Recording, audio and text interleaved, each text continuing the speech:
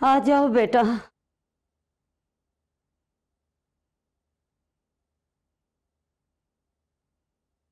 बैठो। हाय। ये वो सामान था जो आपने मुझसे मंगवाया था। अब इसकी कोई जरूरत नहीं रही बेटा। क्या मतलब आप लोग के मेहमान अभी आना शुरू नहीं हुए? अब यहाँ कौन आएगा बेटा? क्या मतलब एक नंबर के धोखेबाज निकले वो। कौन लोग? वो ही जिनसे मेरी भांजी का रिश्ता तय था। एक नंबर के लालची कमीने, धोखेबाज। रिश्ता खत्म करके आ गई हूं मैं। ये क्या कह रही हैं आप? लो और बताओ, धोखेबाजों के साथ और क्या किया जा सकता है? जी भर के लालची लोग थे वो। मुझे कहने लगे कि शादी से पहले एमन की सारी जायदाद हमारे लड़के के नाम कर दो। खैर इतनी भी बेवकूफ नहीं थी मैं। मैंने सोचा कि अगर सारी जायदाद उनके लड़के के नाम कर दूं तो कल को वो शादी से मुकर गए तो। मैंने इनकार कर दिया तो वही उनकी नीयत जाहिर हो गई। हाय हाय बेटा, क्या जमाना आ गया है। पुरानी जान पहचान तो जैसे रही ही नहीं। उस बच्ची के माँ बाप दुनिया से क्या उठे जैसे उन्होंने इसकी जायदाद को लूट का माल समझ लिया हो कि सब कुछ समेट लेंगे। और मैंने भी झूठ मूठ कह दिया कि एमन के अम्मी अब्बू उसके लिए कुछ भी नहीं छोड़ कर गए। एमन को भी मैंने समझा दिया कि आजमा ले उस लड़के को। एक नंबर के कमीने, नीच। रिश्ते से इनकार कर दिया उन लोगों ने। कमाल है, मगर आज तो शादी है। यही सोच के तो मेरा दिल फटा जा रहा है बेटा। अब तुम ही इंसाफ करो कि ऐसे लालची लोगों के साथ मुझे रिश्ता जोड़ना चाहिए था।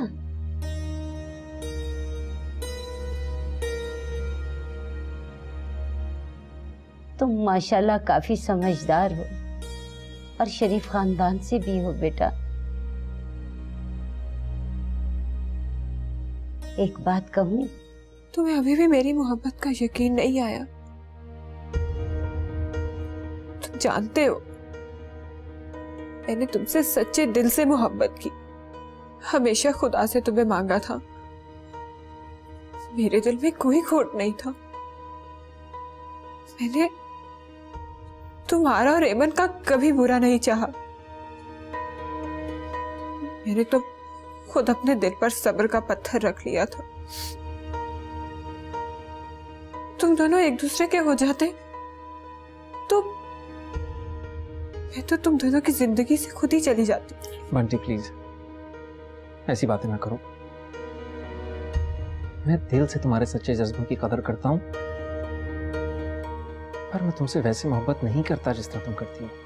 क्या एमन अभी भी तुम्हारे दिल में है? उस धोखेबाज लड़की का नाम ना लो मेरे सामने। कितनी सफाई और बेईमानी से वो ना सिर्फ मुझे बल्कि मेरे पेरेंट्स को भी धोखा देती रही। वो तो बंटी, अगर तुम मुझे ना बताती और पापा ये बात राशिद अंकल से जाके कंफर्म ना करते, हम लोग तो तबाह हो गए थे। अगर तुम जानती हो मैं पापा के सामने कितना हेल्पलेस हूं। चाहते हुए भी मैं। मुझे तो चाहते हो ना। हमारे तुम्हारे पापा के जो भी डिमांड्स हैं, जो भी मुतालबे हैं, मेरी मम्मी उन्हें बखुशी पूरा करेंगी, उससे भी ज्यादा। हमाद, मैंने सिर्फ तुम्हें चाहा है, तुम्हें सोचा है। मुझे तुम मिल जाओगे तो मुझे और कुछ भी नहीं चाहिए, कुछ भी नहीं।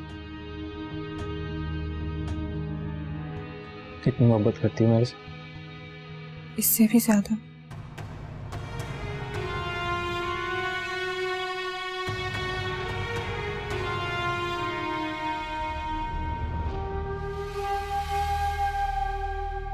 बंटी,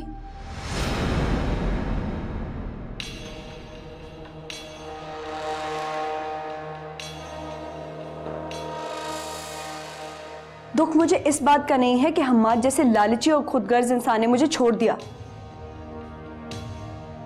दुख तो मुझे इस बात का है कि तुम जैसी दोस्तनुमा दुश्मन पे मैंने आंखें बंद करके भरोसा किया। बंटी तुम मुझे धोखा दोगी, मैंने सोचा भी नहीं था। मैंने तुमसे कुछ भी नहीं छीना ऐमन, सिर्फ वो लिया है जो मेरी तकदीर में लिखा था।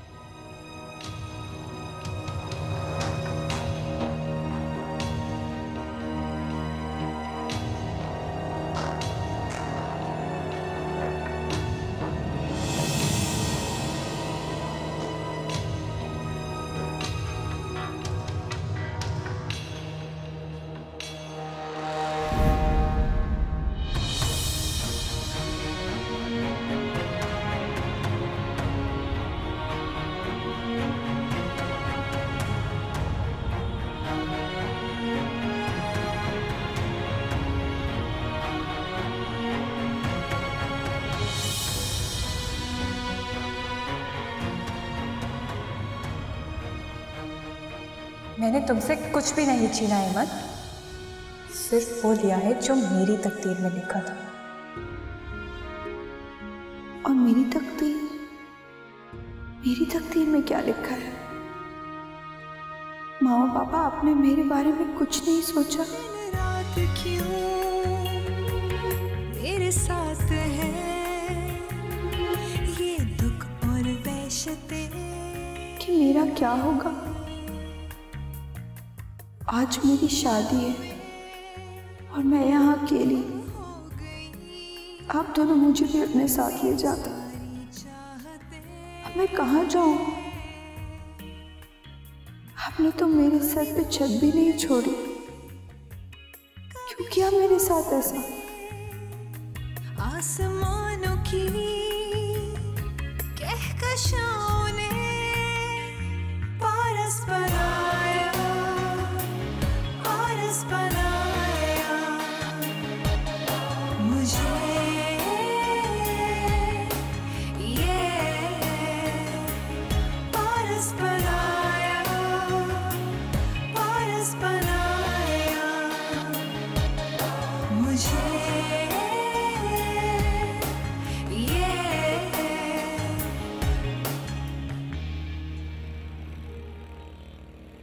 आपकी खाला बहुत परेशान हो रही हैं आपके लिए। आप उनका फोन भी नहीं उठा रही। ऐमन आप ठीक है ना?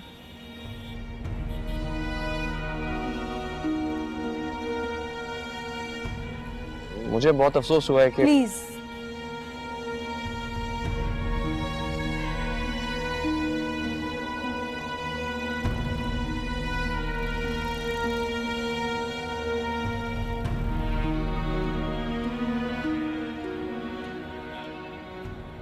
मैं जानता हूं ये सब सुनना आपको बहुत बुरा लग रहा होगा, मगर जिंदगी की आजमाइशें ऐसी होती हैं, तोड़ने वाली। मैं भी कई बार इन आजमाइशों से गुजरा हूं। पहले अब्बा का इंतकाल, रोजगार का जरिया खत्म हुआ, फिर अम्मा का इंतकाल। 15-16 साल का वो लड़का अगर अपने आप को ना समेटता तो ये जिंदगी कब का उसे रौंद के आगे गुजर चुकी होती। आप तो बहुत बहादुर हैं। आपने अपने पेरेंट्स की यूं अचानक और इकट्ठी मौत का सदमा झेला है। ये तकलीफ तो उसके मुकाबले में बहुत कम है ना?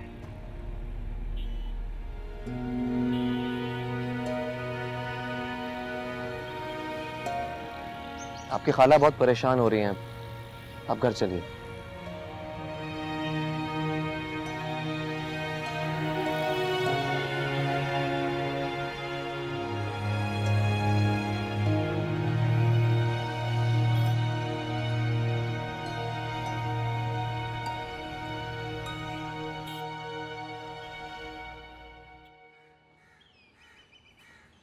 वो क्या कहते हैं कि बिल्ली को छिछड़ों के ख्वाब नजर आना शुरू हो गए। किसको? तुम्हारी माँ को। और किसको? देख आरिफ, अपनी जुबान संभाल कर बात कर। अगर मैं तेरी मोहब्बत में सब कुछ बर्दाश्त कर रही हूँ ना, तो इसका मतलब ये नहीं है कि मेरे मुंह में जुबान ही नहीं है। तू ये सब मेरी मोहब्बत में बर्दाश्त नहीं कर रही मुनिया, ये सब नोटों का कमाल है। ताना दे रहा है मुझे। बता रहा हूँ, और तू भी अपनी माँ को भले जाकर बता दे। ये जो तिल्ले वाली तार के साथ मोती जोड़ते जोड़ते उसने ऊंचे ऊंचे ख्वाब जोड़ लिए ना, उनकी ताबीर इस जिंदगी में तो मुमकिन नहीं। तो कुछ गलत बोल रही है क्या वो? वाह वाह भाई वाह, लग गई अपनी माँ की लाइन पर। वो मेरे हक में बिल्कुल सही बात कह रही है। तेरी मुझसे शादी के बाद तेरी जिंदगी में मेरी क्या हैसियत होगी, इसका भी तो पता होना चाहिए ना। तेरा दिमाग ठीक है मुनिया? मैं तेरे लिए 30-40 लाख रुपए का घर लूंगा, तो होश में है तू? क्यों? जब अपनी उस मोटी भैंस के लिए तो 50 लाख का घर ले सकता है, तो मेरे लिए 30-40 लाख का क्यों नहीं? हाँ, अगले जुमे को मैं 6-8 लोगों के साथ निकाह के लिए आ। जेल में तू भले एक तिनका भी न ला, मुझे कोई एतराज नहीं। तेरे लिए मैंने एक फ्लैट देख लिया और 6 महीने का एडवांस किराया भी दिया, राशन और घर के फर्नीचर से भरपूर। तुम लोगों को मंजूर हो तो ठीक, वरना अस्सलाम वालेकुम।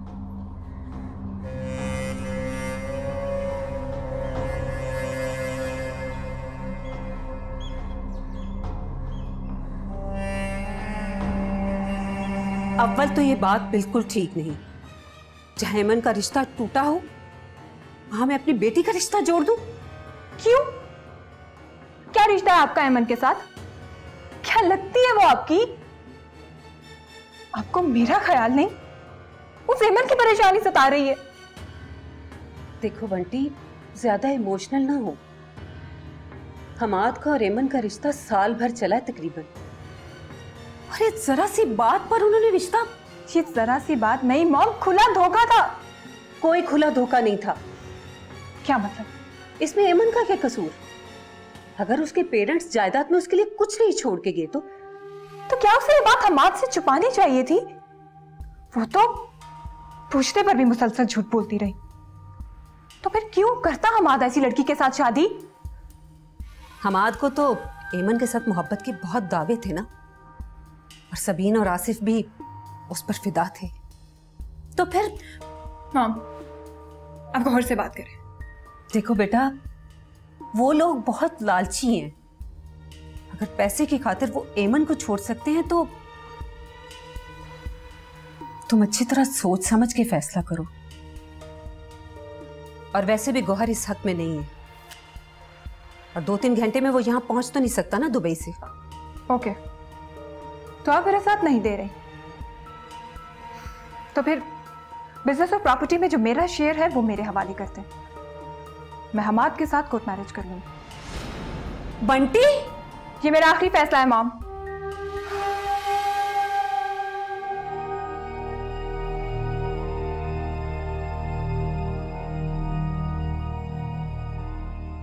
मान जा बेटी, इसके अलावा हमारे पास और कोई चारा नहीं है। मगर खाला भी जरूरी तो नहीं है ना कि मैं आज ही शादी करके बैठ जाऊं। वो पत्थर पे लकीर है क्या? माफ कीजिएगा, आपको मुझ पे तरस खाने की जरूरत नहीं है। मैं फैसला कर चुकी हूँ। तो क्या करेगी तू? कुछ भी करूंगी मगर शादी नहीं। ठीक है, चल फिर मेरे साथ सखर, मेरी बहू के साथ मिलके वहां रहना। मुझे कोई मजबूरी नहीं है कि मैं अपना घर छोड़। खाला भी, आप जहां भी जाना चाहती हैं आप जा सकती हैं, मैं आपको नहीं रोकूंगी। मेरी प्यारी बच्ची, मैं तुझे अकेला छोड़ के किस तरह चली जाऊं? इसीलिए तो कहती हूँ कि शहरयार अच्छा लड़का है, खानदानी है और नौकरी भी करता है। For God's sake खाला भी, मुझे आपका चंद दिनों का खानदानी शख्स नहीं चाहिए। मर जाऊंगी लेकिन उस शख्स से शादी नहीं करूंगी, और आप भी अब मुझसे इस टॉपिक पे बात नहीं करेंगे।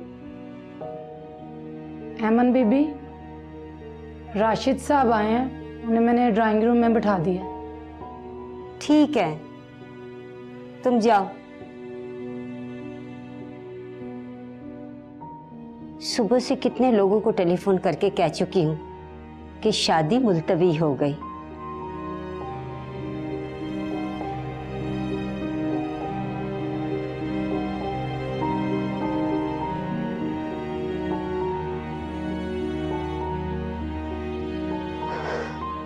अल्लाह जाने कब समझेगी ये लड़की।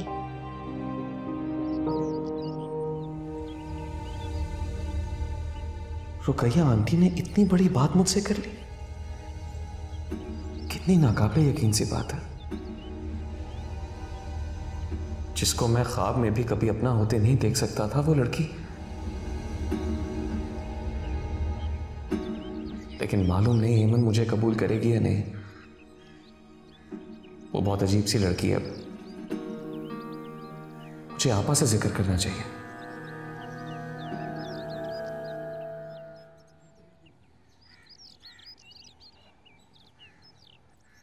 क्या बात है शेरी, परेशान दिखाई दे रहे हो? नहीं। तो फिर ऐसे क्यों बैठे हुए हो चुपचाप? कुछ नहीं, बस ऐसे ही। सायरा से दोबारा बात हुई तुम्हारी? आज सुबह से तुम्हारा इंतजार कर रही थी। तुम दोपहर को जल्दी आने का कह गए थे ना, इसलिए।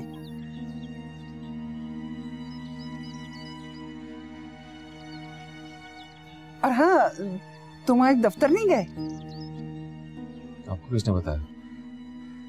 वो तुम फोन घर भूल गए थे ना, तो तुम्हारे दफ्तर से फोन आया था। कौकब ने उठाया था।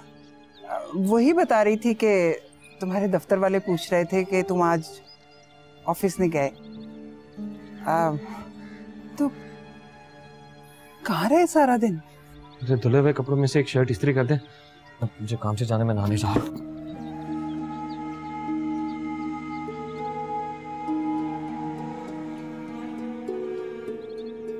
इसको क्या हुआ है?